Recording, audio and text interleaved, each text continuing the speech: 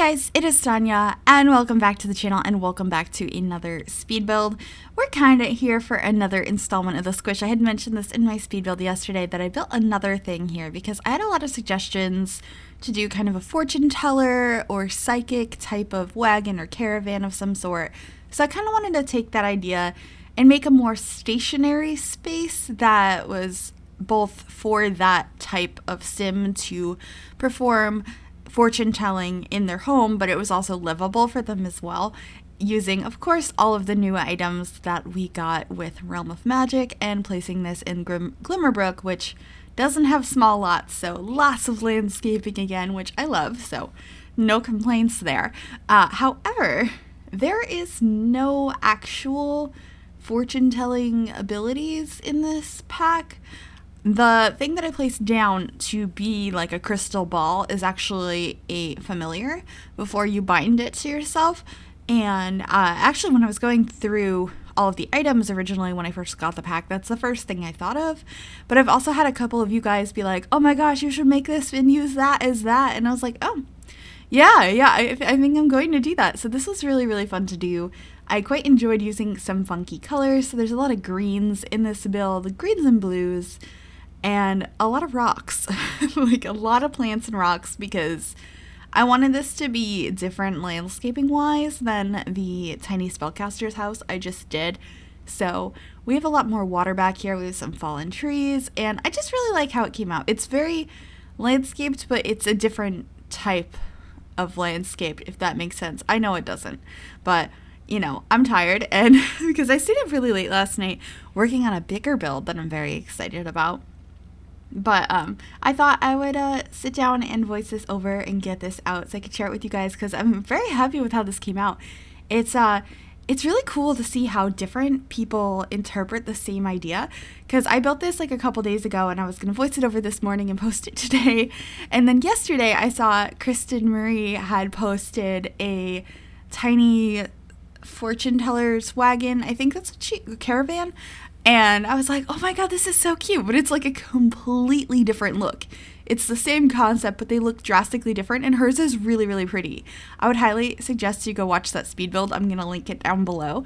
But I was like, wow, that's so cool. I love seeing how people interpret the same idea, which is probably going to be really fun when it comes to future Squish tours as well. Because like this month's is base game, but like future months, it'll probably have a theme, and I'm really excited. I just love seeing how people take one concept and run with it in so many different ways. But we're figuring out a floor plan now. It was a little bit of a struggle. I was dead set on having that archway at the end of the build leading into that room with a giant round window, and there being a clear path to getting there because I wanted to put the table and chairs and the crystal ball in there. And so trying to make the house work around that without blocking it too much was the hardest part, because I was just like, it needs to look like this, but I was like, also had the constraints of keeping this build really small. It's a little bit on the bigger side of a tiny home, but I still think it is. And I also I had space to give a big bedroom, or a decent sized bedroom for a tiny home. And I decided to not have a bedroom proper in this home. There's just a bed shoved up in a window, and you'll see that in a little while. But right now we're on the outside working on this little pathway using these stones that came with the Show Live Edit Objects cheat. I love these. They're so cute, and I thought they just looked kind of whimsical. I really enjoyed that aspect of this build.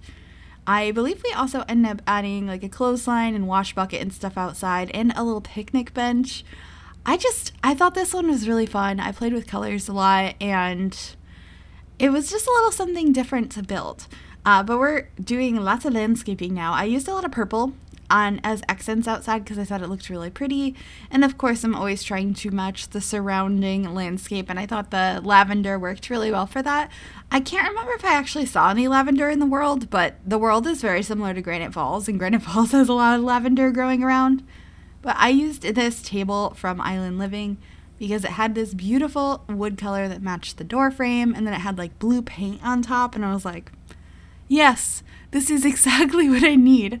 And so yeah, here's that clothing rack and the wash bucket in the blue color. I just think it's really pretty how like cozy this home is, and I could just imagine like somebody coming here just to know their future. Hopefully they're not getting bad news.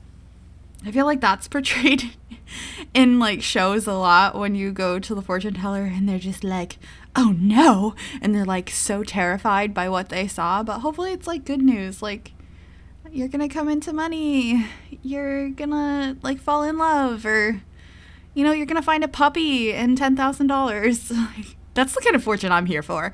Oh yeah, I want a bunch of dogs, just all of the dogs. But there's the little ball I put there on the table to be the crystal ball. It's a familiar. I don't remember which one it is, but I really wanted it to be blue, so that's the one I grabbed. And then I just added some curtains in there to separate off the space a little bit more and make it look like you could close those to have like private readings. And so this is the nook I put the bed in, which I think is kind of funny. And I end up putting like spandrels and a couple of curtains over there as well, so it looks like you can kind of close yourself into that tiny nook to sleep.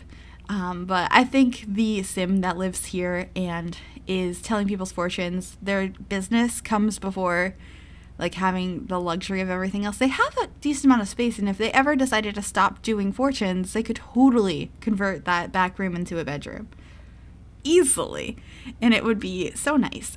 But for right now, they're doing both, and I think it's a good use of space, maybe. I don't know. I thought it was cute. Anyway, we're fiddling with the columns here now. We still have that glitch, if you're not aware, with the latest update, that the columns are kind of shooting up to higher levels than they're intended to. So we're on short wall height, and they're like, hey, I'm going to be a medium column today. I'm feeling like confident. We're going to be taller today. But if you don't want them to do that, because I know I don't want them to do that, it's definitely kind of frustrating when you're building. You can just change the color swatch and they'll snap back down. It's just kind of annoying because you have to change it to another color and then change it back to the color you want. But it solves the problem. But we put the bedroom over there so we could have a kitchen over here, which I thought worked out really nicely. I think it's cute. I really do enjoy the new countertops, and I almost said cabinets. We don't have any though. The new countertops we got with this pack, they are so pretty, and I really want the matching cabinets, like really, really bad. I'm a little bit upset about that. I mean, that's a little obvious. A lot of people are. I think we should have the matching cabinets. But anyway, we're adding a bookcase over by the front door, so you have a place you can read from, and then a coat rack over there as well. And then I put this really cute clock over here, just getting a couple decorations around the place so it's not so empty. I thought about adding a grandfather clock, but I felt like there just wasn't enough space in this build for one.